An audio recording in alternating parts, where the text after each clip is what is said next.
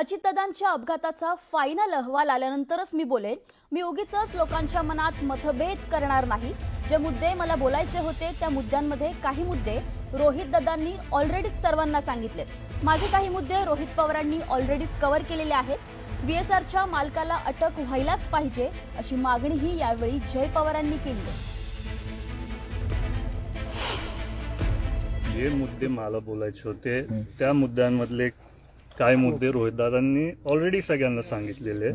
मला जे मुद्दे होते ते बोलायचे होते ते नंतर परत जेव्हा कळालं की माझी पत्रकार परिषद होणार आहे परत रोहितदादांची झाली त्याच्यात ते परत कव्हरअप झाले.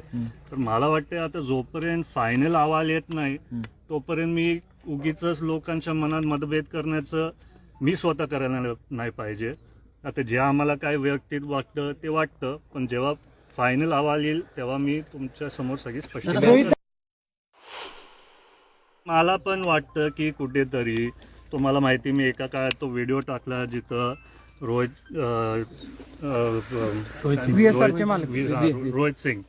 रोहित सिंग त्याच्यात झोपलेले होते आणि त्याच्यात पण मी आग्रह केलं की जर असा अपघात झाला तर आता तुम्हाला मला एक प्रश्न विचारायचा आहे. जर एक बिल्डिंग पडली तर त्या बिल्डिंगच्या मालकाला तिथं अटक करतात, त्यांच्या इंजिनियर्सला नाही करत. एका रेस्टॉरंटला आग लागली तर रेस्टॉरंटच्या मालकांना अटक करतात. तर जर असा अपघात झाला आहे तर त्यांच्यावरती अटक व्हायला पाहिजे जोपर्यंत पूर्ण व्यवस्थित कारवाई होत नाही. हीच माझी मागणी. आता पुढची बातमी बारामती विधानसभा पोटनिवडणुकी संदर्भातली. बारामती विधानसभा पोटनिवडणुकीत महाविकास आघाडीला तडे जाण्याची शक्यता आहे, कारण काँग्रेसनं या पोटनिवडणुकीसाठी कंबर कसलेली पाहायला मिळते. त्यामुळे बारामतीची पोटनिवडणूक बिनविरोध होण्याची शक्यता आता मावळली आहे. एकीकडे शरद पवारांची राष्ट्रवादी आणि ठाकरेंच्या शिवसेनेनं बारामती पोटनिवडणुकीत उमेदवार न देण्याची भूमिका घेतली आहे.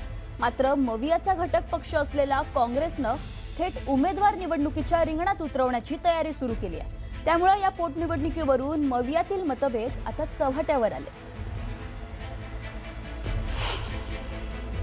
दोन्ही ठिकाणच्या ज्या जागा आहेत या सर्वस्कृत आहे की तुतारी चिन्हावर राष्ट्रवादी या निवडणुका लढल्या होत्या. ते लढत नसतील तर काँग्रेस त्या ठिकाणी लढण्याकरता तयार आहे अशी सविनय भूमिका ही काँग्रेस पक्षाची होती आहे. आणि या भूमिकेच्या अनुषंगानं आम्ही या संदर्भामध्ये राष्ट्रवादी शरदचंद्र पवार गटाचे जे प्रदेशाध्यक्ष शिंदेसाहेब यांच्याशी ही आमची भावना त्यांना कळवलेली आहे. उद्यापर्यंत उमेदवाराचं नाव देखील आमच्या काँग्रेस पक्षाच्या वतीनं हे अंतिम आम्ही त्या ठिकाणी करणार आहोत. या संदर्भामध्ये काँग्रेस पक्षाशी अजित पवार राष्ट्रवादी पक्षाच्या कोणीही आतापर्यंत संपर्क केलेला नाही. काँग्रेसनं घेतलेल्या या भूमिकेमुळे बारामती विधानसभेची पोटनिवडणूक बिनविरोध होण्याची शक्यता मावळली आहे. काँग्रेसच्या या भूमिकेवर अजित पवारांचे पुत्र जय पवारांनीही यावर प्रतिक्रिया दिली आहे. बघितलं असेल तर आजोबा म्हणजे पवार साहेबांचं पण एक बातमी आली की ते पण आग्रह करतायत बिनविरोध व्हायला पाहिजे. मला वाटतं की बारामतीकरांना सगळ्यांनाच वाटतं की ही निवडणूक बिनविरोध व्हायला पाहिजे, कारण दादांचे अनेक वर्षांपासून काम प्रेम सगळ्यांना समोर दिसतंय. आणि कसं हे एकदम दुःखातली गोष्ट आहे की ही निवडणूक आज आपल्या समोर आली आहे. त्याच्यामुळे मला वाटतंय की सगळेच बारामतीकर दादांचं कुटुंब असून त्यांच्या पण मनात भावना आहेत की ही निवडणूक बिनविरोध. या संदर्भातली पुढची बातमी.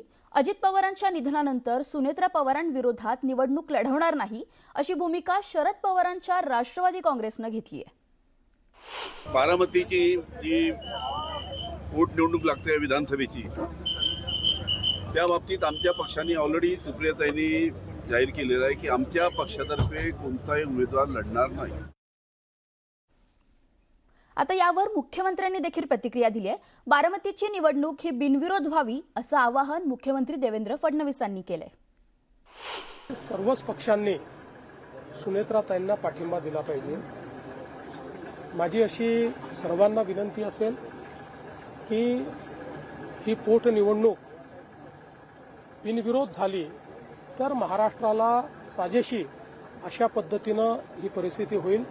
यापूर्वीही अनेक वेळा महाराष्ट्राने बिनविरोध पोटनिवडणुका केलेल्या आहेत.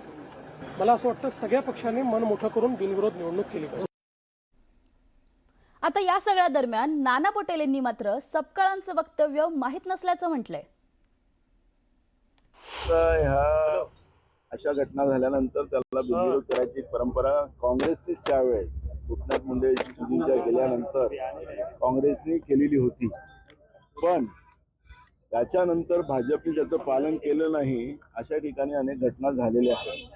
त्यामुळे माननीय प्रदेश अध्यक्ष यांनी आज काँग्रेसच्या प्रदेश अध्यक्षांनी जो काही निर्णय घेतलेला जो पेपरमध्ये वाचला तो कुठल्या आधारावर घेतला, काय झालं, कक्षेसर्चीने काय त्यांना सूचना दिलेल्या आहेत त्याची माहिती माझ्याकडे नसल्यामुळे मी त्यावर आता प्रतिक्रिया देऊ शकत नाही. आता बारामती पोटनिवडणूक विधानसभेसाठी अभिजित बिचुकले यांनी अर्ज केल्याचं समजतंय.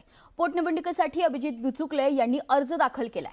बारामती विधानसभा पोटनिवडणुकीसाठी 23 एप्रिल रोजी मतदान प्रक्रिया पार पडणार आहे.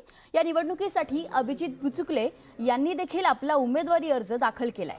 येत्या 2 दिवसात भूमिका मांडणार असल्याचं त्यांनी स्पष्ट केलंय. पत्रकार परिषद घेत ते भूमिका मांडणार आहेत अशी माहिती अभिजित बिचुकले यांनी दिली आहे.